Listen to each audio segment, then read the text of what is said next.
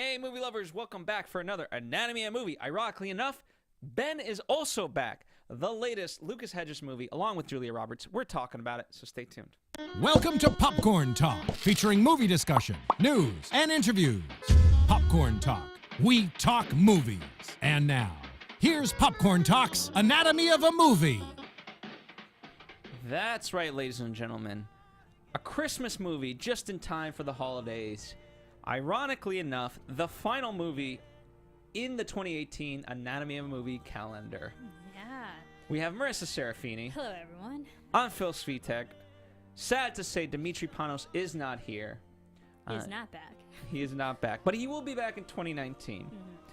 So, for those of you joining us for the very first time, a couple of things. We talk about movies. In this case, Ben is back.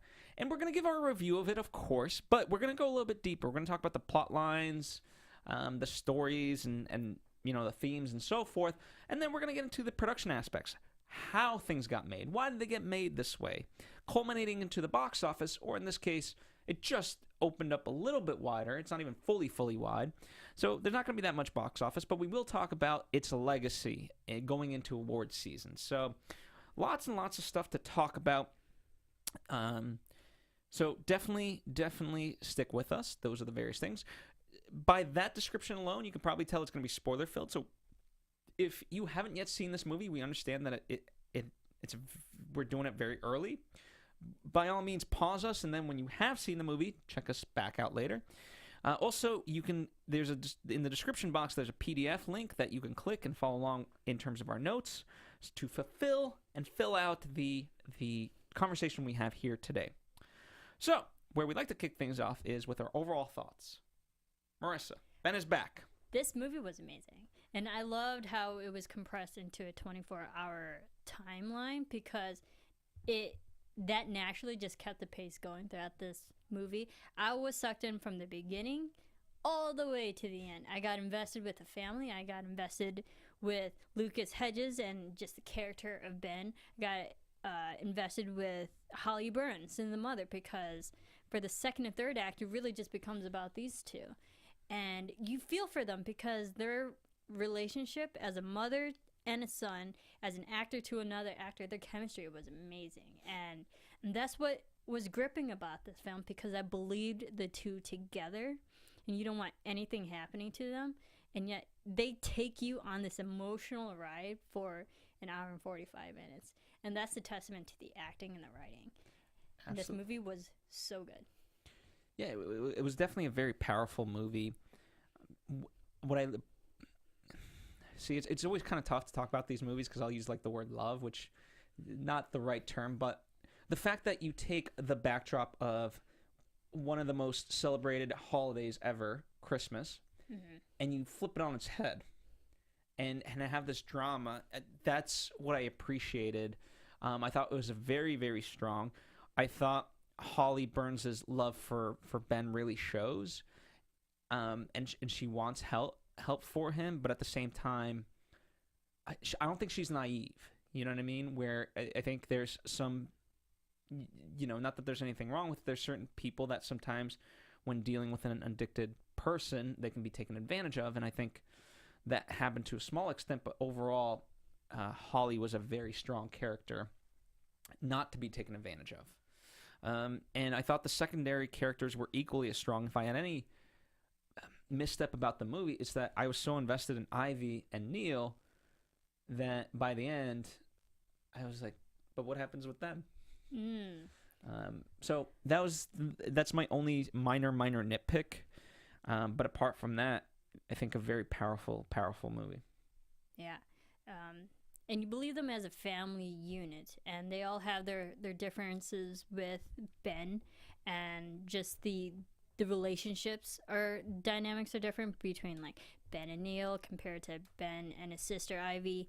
And it's interesting to see how, and not just the family, but even like the extended friends, quote unquote, the extended people that also were affected by Ben and what he has done. So you can see where everyone just stands with Ben just by like one scene of one interaction. You can tell that Ben was not in a good place back in his life, yet we never see it.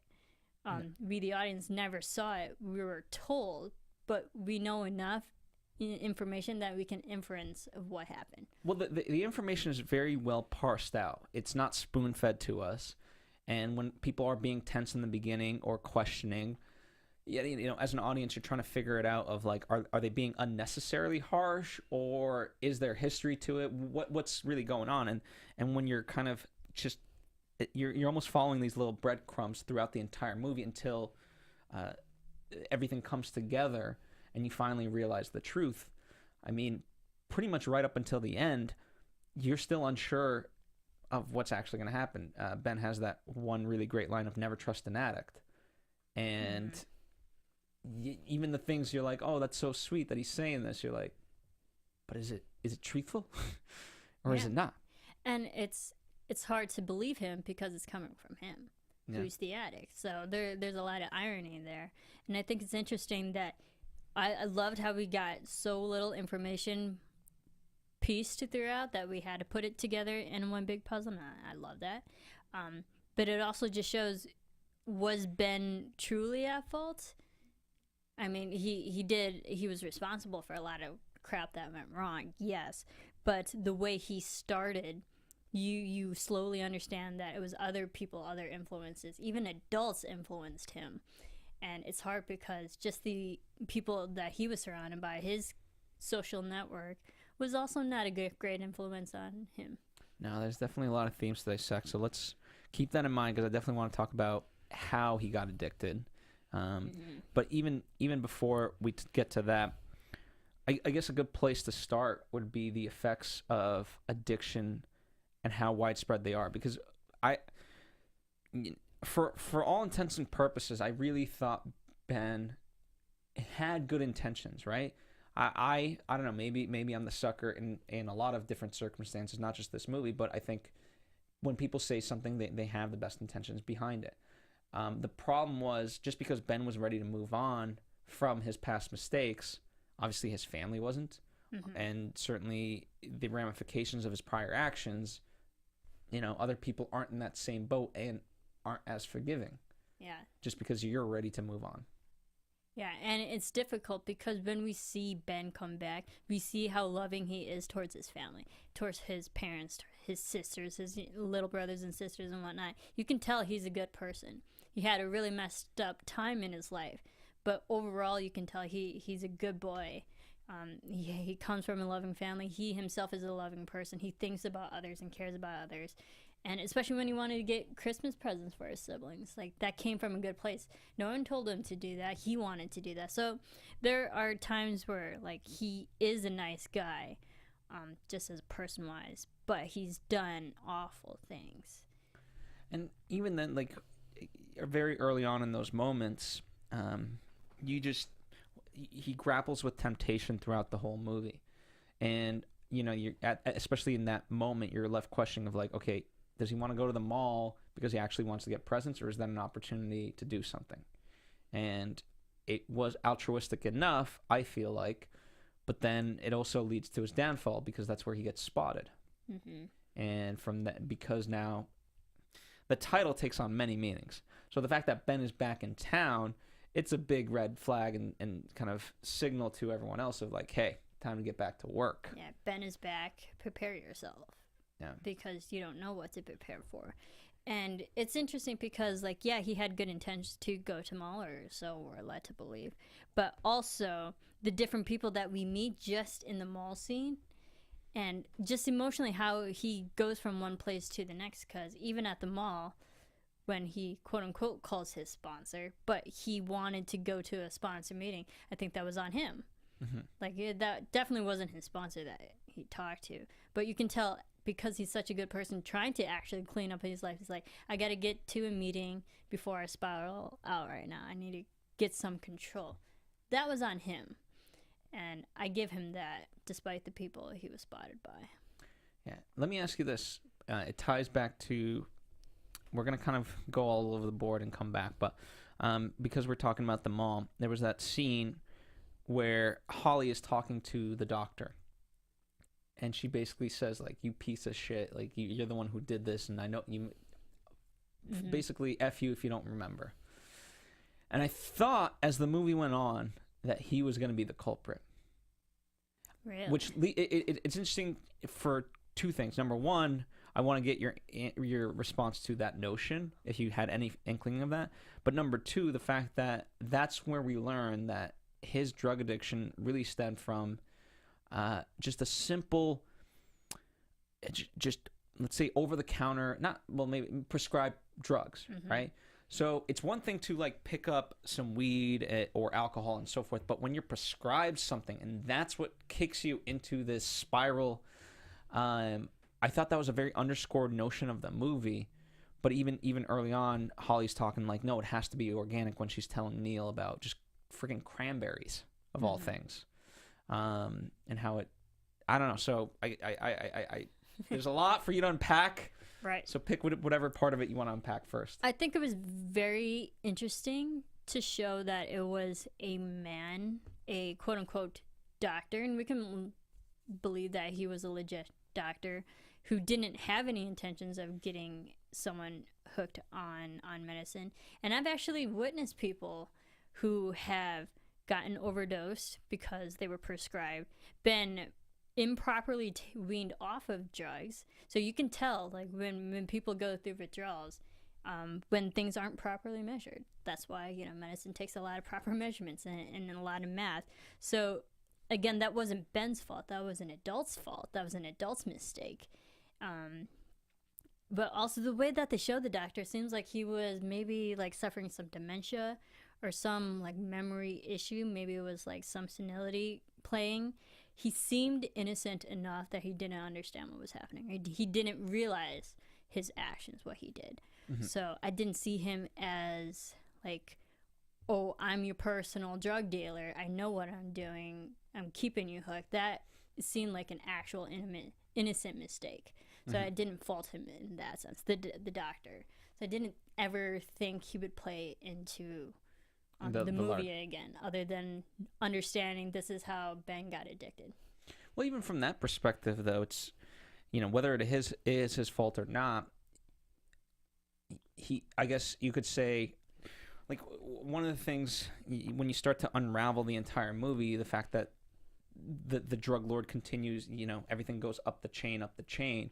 So in terms of the doctor, if you follow the chain, you kind of blame the entire American medical system of just pushing drugs down people's throats. Like, that's our solution for everything. And, when you look at drug addiction, I don't have all the full statistics as far as America, but it's a lot more alarming to have to think about, oh, wait, the doctor who we trust, and through, he may be well-intentioned, but this could happen simply because of something like that. And right. I think that's a haunting issue that doesn't really get surfaced that much, but I think about. Yeah.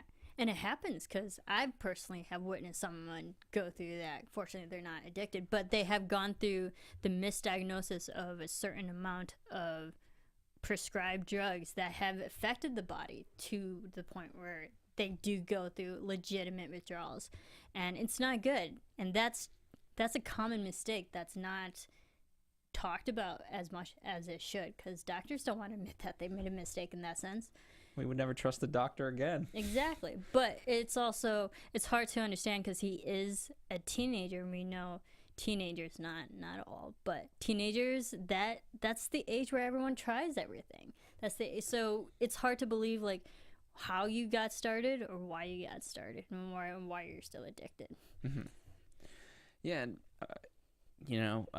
the other aspect of it was there was a lot of things stacked against him. Like, again, when you follow that thread and this whole entire town, it seems like such a nice town, and yet the underbelly, like, what was it, the PE teacher, I believe, he's the one that, like, they had a good deal going. The history teacher. The history teacher, that's what it was. Yeah.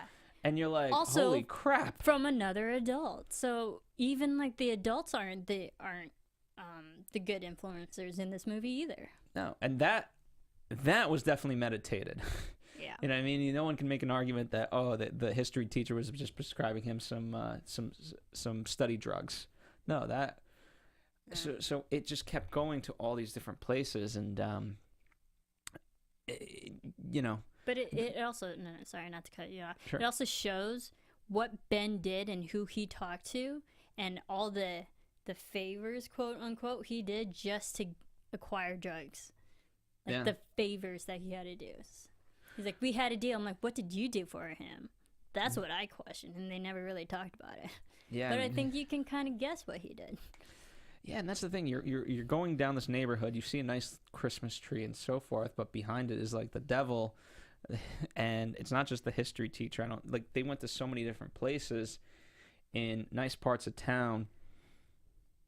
And yeah, and that's the thing. Like, everyone keeps pointing out to Ben of like, oh, remember all the times you stole and broke in and so forth, and now all of a sudden it happens to you, and now you're upset. This is where you draw the line. Like, whoa, that's the kettle calling everything black, or whatever the saying is. Pot calling the kettle black. Yeah. Yeah, I get you. And it also shows that not everyone's innocent in this movie. No, I don't think anybody was. I think like, who do you really trust? Maybe Holly, because she's definitely the most consistent character. But who do you really trust? But even Holly's an interesting character in and of herself, because Beth, being the mother of the girl who died, Maggie, who Ben was responsible for. I think that was a touching scene, because Beth could have very been antagonistic against Holly, like her husband was. I mean, husband, rightfully so, though, because we're only giving, again, little information of what happened, and I'm glad that the mother of Maggie was more forgiving, because Ben needed a friend on his side. Holly also needed a friend who understood her too, of what she's going through, because if it wasn't for Maggie's mother, Ben wouldn't be alive. No, not at all. And that, I think what was also important, like, that maternal instinct kicks in, and there was that recognition by Beth of like after a certain point, they're just not them, so you can't look at, in her case, like Maggie, because she wasn't Maggie. She was something else completely. I mean, it was as if she was possessed by a demon at that point. Right. And it's really unfortunate. Like, I don't know if we ever got Maggie's mother's actual name. I'm trying Beth. Oh, yeah, Beth. When Beth, it was great to see Beth, because you wondered like where she would be with Ben. You can tell that she's not okay with it, but she was civil enough with Holly, and I think it was really good that Holly went up to her and apologized, because like she needed to form that friendship that would help later on in the story. And I like that, because I think, maybe not just saying as a generalization, but Beth is a woman, she is a mother, she might be more forgiving of a situation, as terrible as that was. The father, not so much. He responded in anger, rightfully so. But you can also tell maybe that these two, Beth and the father, they did have a great relationship, but they're not living together anymore.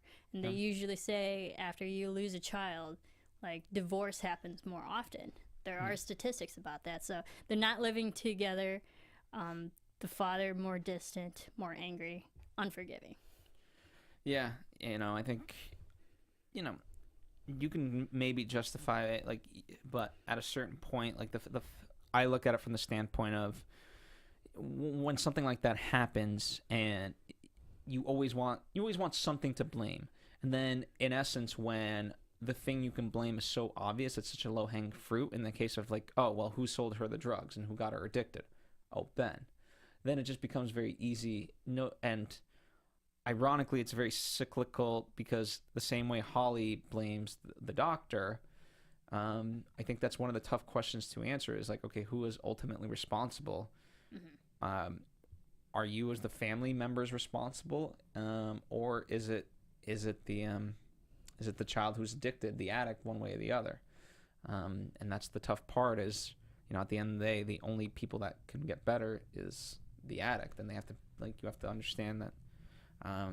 Which was we haven't brought it up yet, but I'm sure in the award season, this movie will be compared a little bit to Beautiful Boy, which tackles a similar notion similarly aged kid. But also, Beautiful Boy is based on a real story.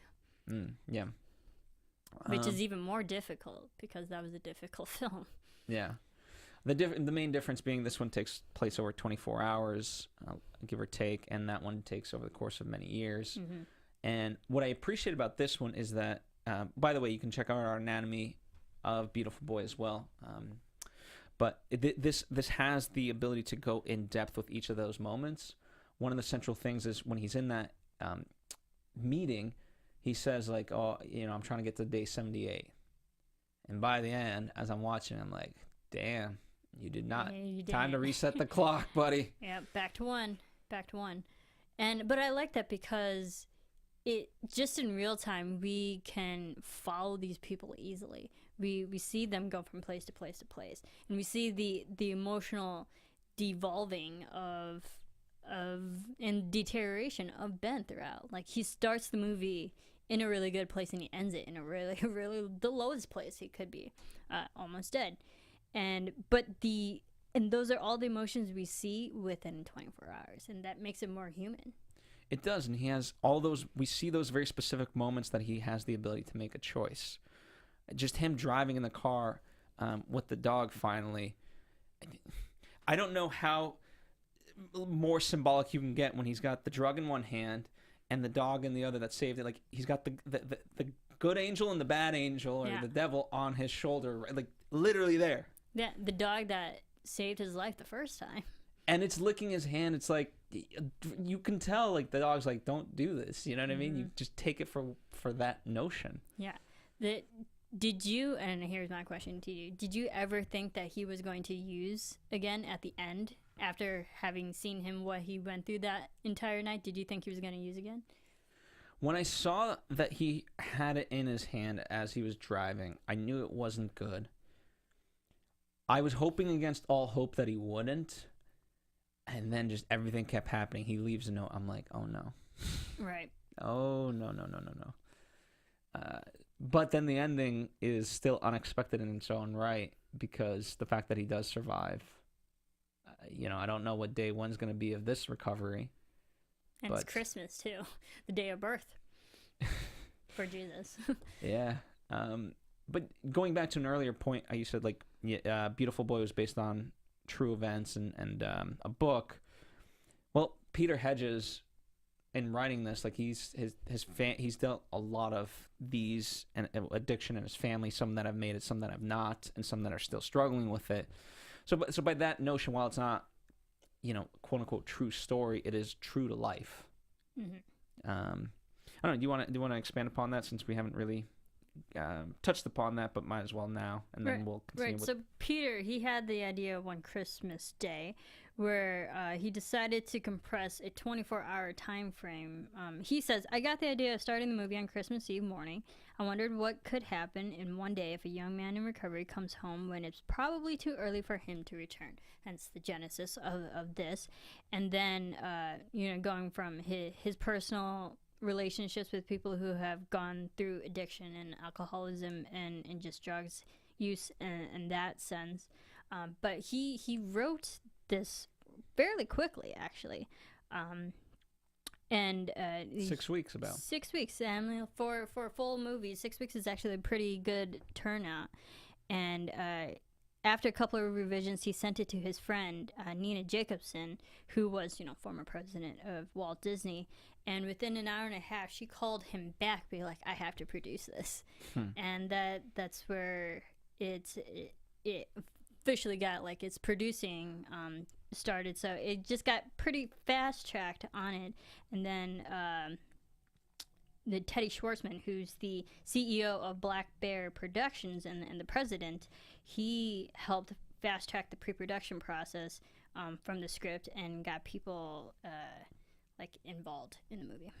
And, in terms of Julia Roberts, she was kind of the same way. She read the script. Like, everyone just gravitated towards the script. And Julia Roberts had the pleasure of reading it. She took some time out from her vacation to meet with Peter.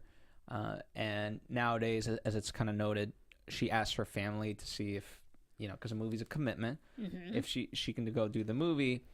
and they signed off on it. She texted Peter Hedges and was on board. Now, we've raved about collectively Lucas Hedges. The most interesting part of it is that Julia Roberts is responsible for the casting of him. Right.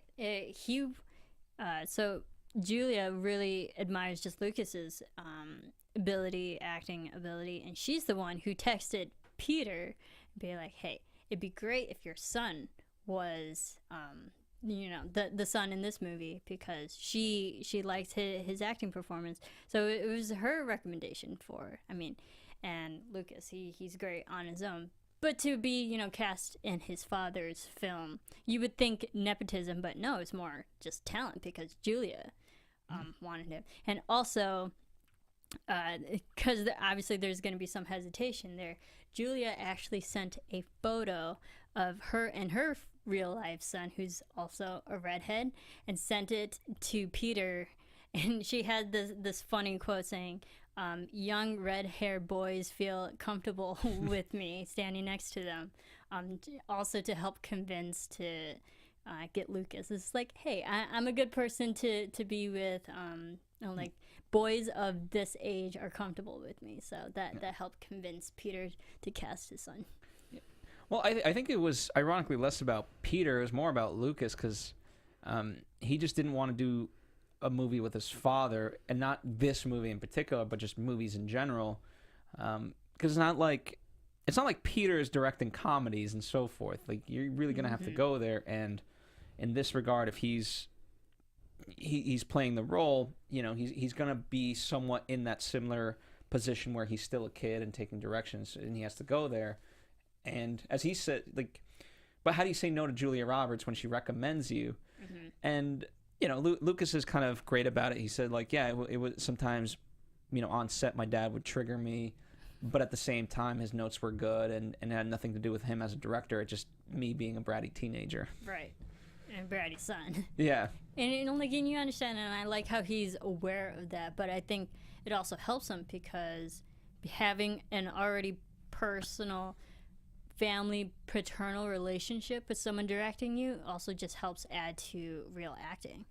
Well, certainly in this case, because the whole mistrust of him, like, he kept saying all these things to, let's say, Neil, right, or even Ivy, and they always were like, okay, whatever you say, buddy. And so from that perspective, he has to have that sense of that teenage angst, if you will.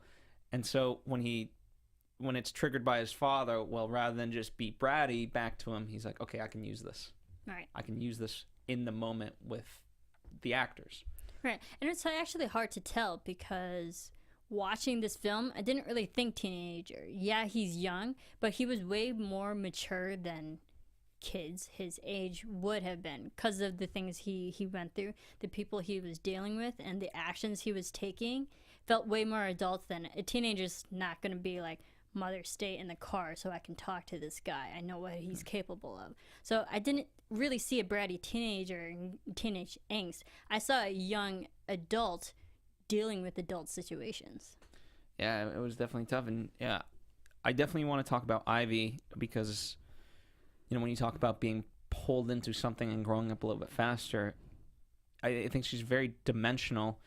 She's smart, she's bright, but at the same time, she knows Ben for who he is. And you can imagine, like, she might be a younger sister, but at the same time, like, she's seen him at school and so forth. So all the stuff that Holly hasn't seen that's being revealed to her now, Ivy, to me, understands that. And she knows the truth. Right. And it's really unfortunate that, like, to be in that position to witness what your parents haven't seen, to actually know the truth of what Ben is capable of. But also she was very, very frustrating, not just because she was a teenage girl, but also how she was, like, so unforgiving at some points. And I get that, like, rightfully so. But there were moments where she was trying to help, but then there were moments she was really antagonistic towards Ben, like, what did you put in it? Put in the sandwich, drugs. I'm like, oh, come on. So, like, immature digs in that sense. I was like, I couldn't like her just as a character. Well, I think I understood her for the simple fact of how many times has she been burned, number one. And I also think it's less about her, but I think she's seen Holly in particular go through so many of these moments. This is going to be, I think, right, the third Christmas in a row that's about to be ruined because of Ben. Mm-hmm. And it's like how many before that, right? And that old saying, like, fool me once, shame on you; fool me twice, shame on me. It's like, how many times are we going to go through this? Right, and I think it's less about Ivy; it's more about like her mom of, I don't want you to have to go through this. Right, it's a vicious cycle, and I get that, and I think it's not an act to Catherine Newton, but she plays the same angsty teenage girl and everything. She talk about character actor. She's always the same angsty teenage girl that you don't like. Even Big Little Lies and Blockers and stuff. It's like she plays the same dislikable teenager. So unfortunately, I had the same preconceived notion of what she was going to be in this film.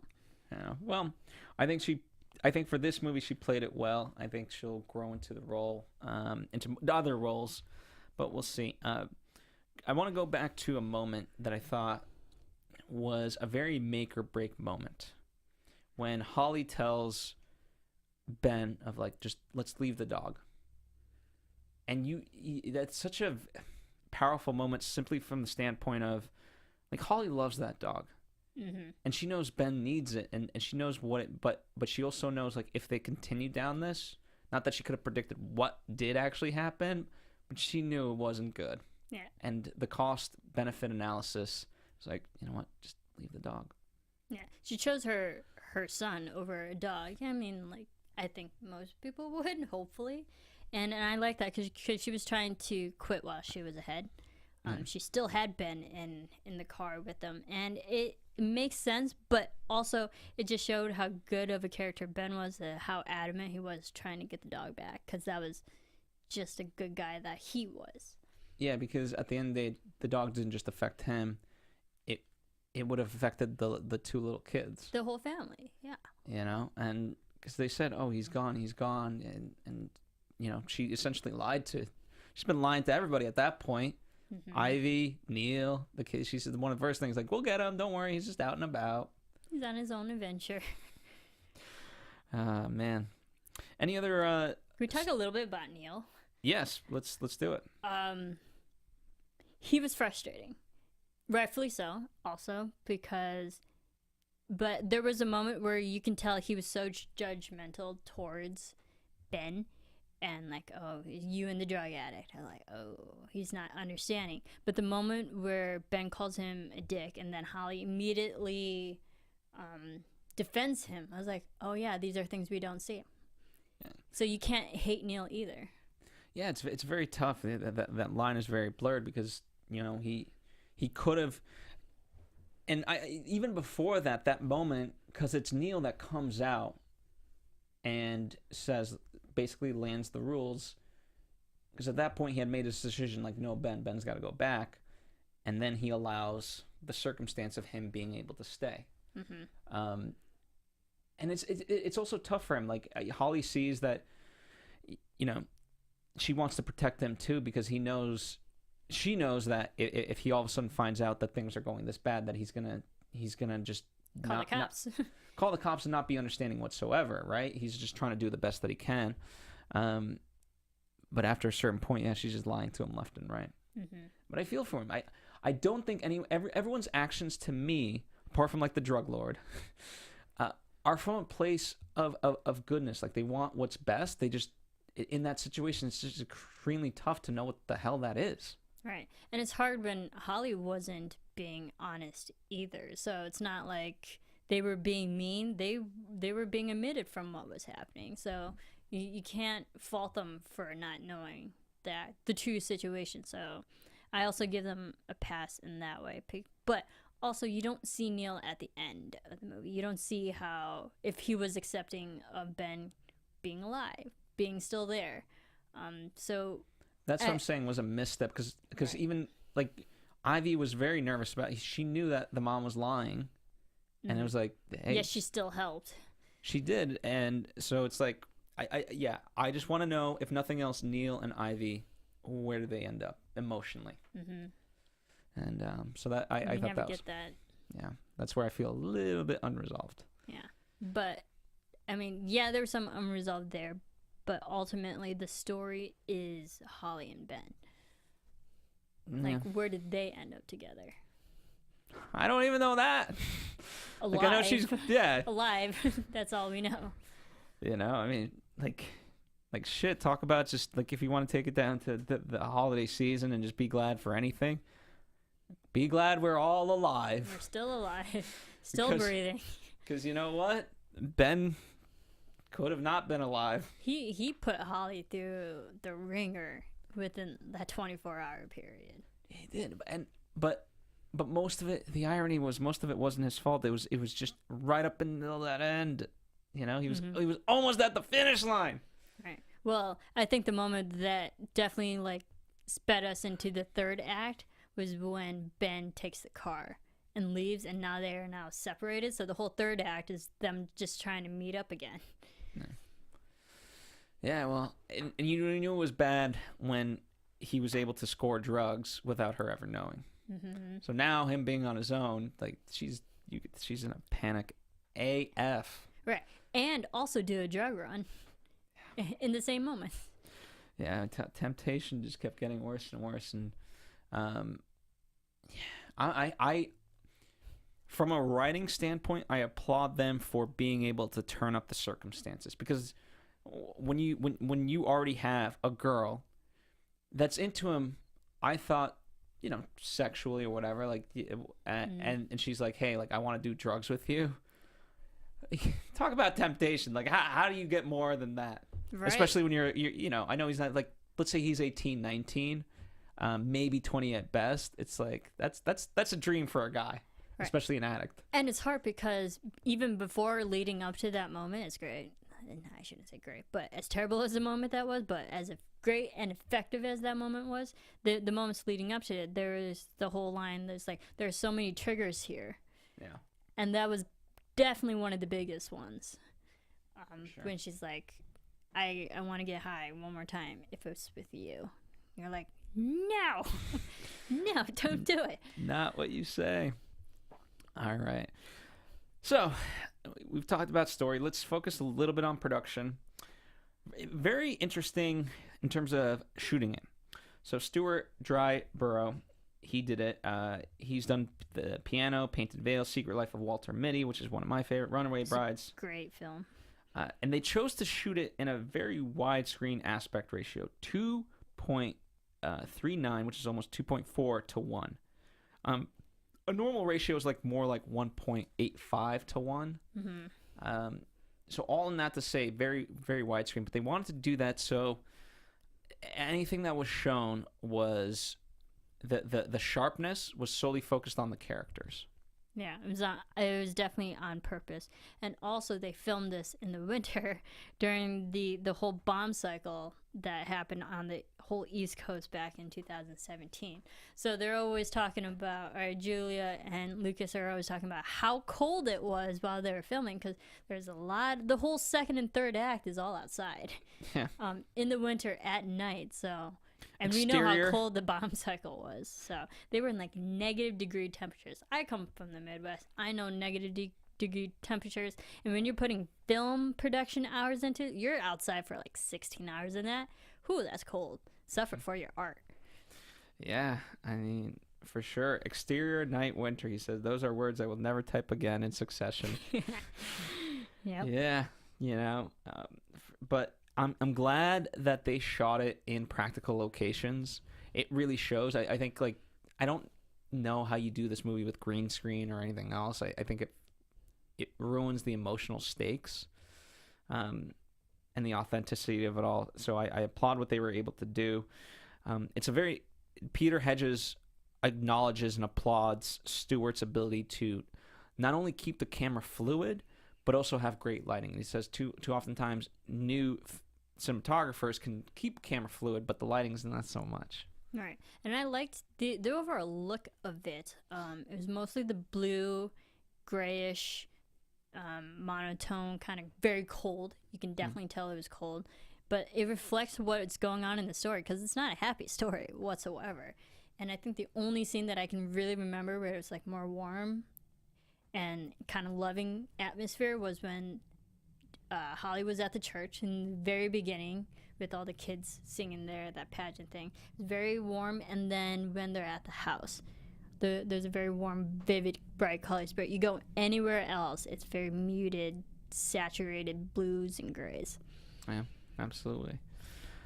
So, in the editing too, I thought the editing, the music, and the cinematography all worked. Even though most of it, to a degree, plays out in real time, because we're following a 24-hour period, it never felt boring or long, and those moments where we do linger on people's actions just being underscored by the heavy music, there's just tension from start to end, and it's partly because you're left wondering, okay, what information do I not know about this family? Mm-hmm. Who can I trust? Who can't I trust? Who's justified? Who's not?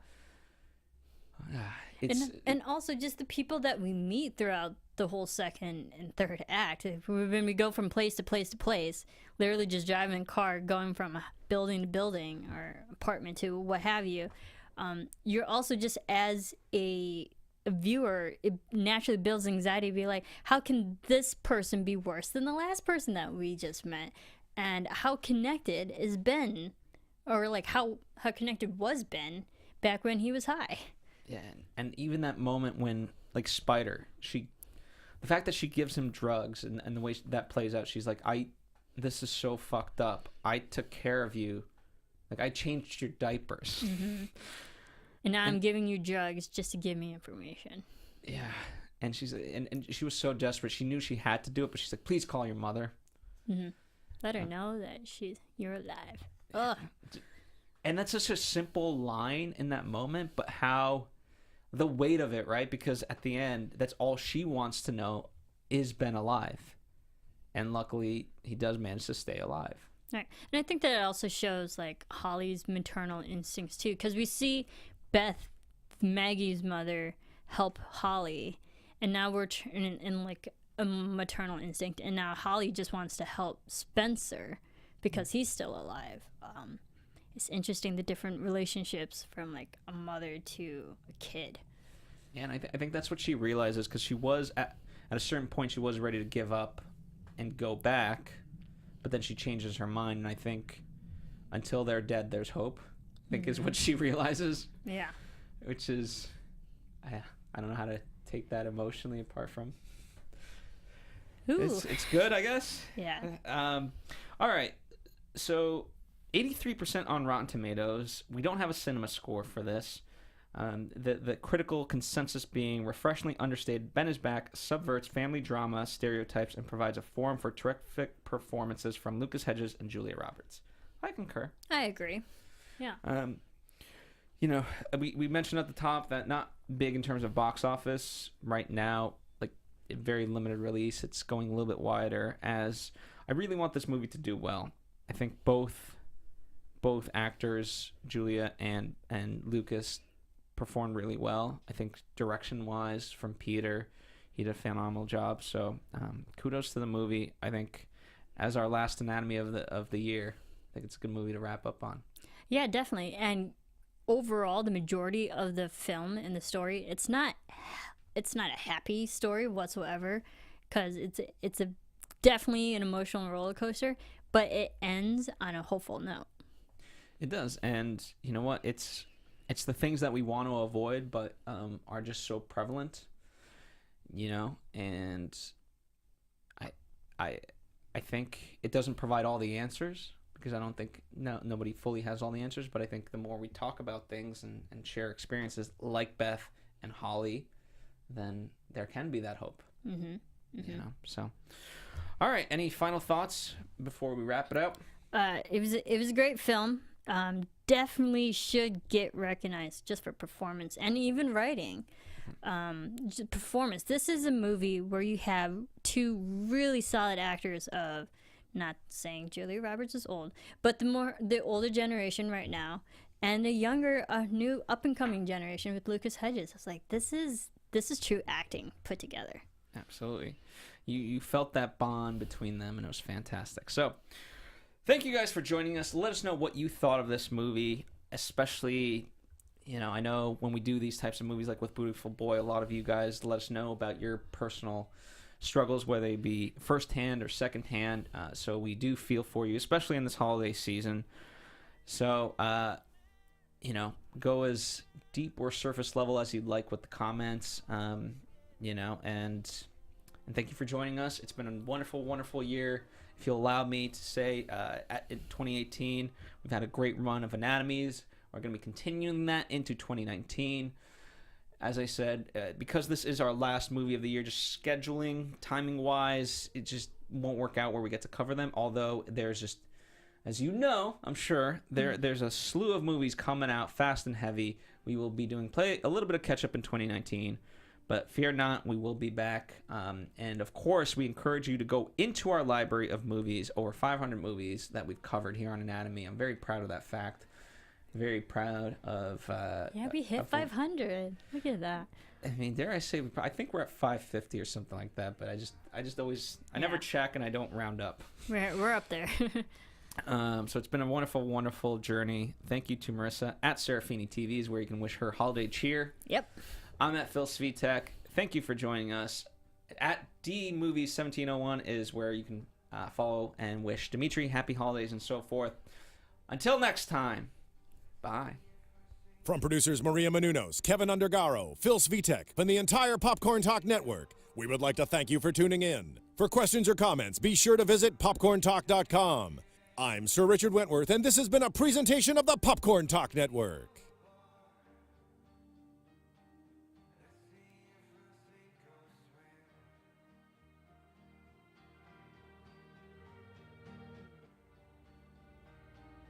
The views expressed herein are those of the hosts only and do not necessarily reflect the views of the Popcorn Talk Network or its owners or principals.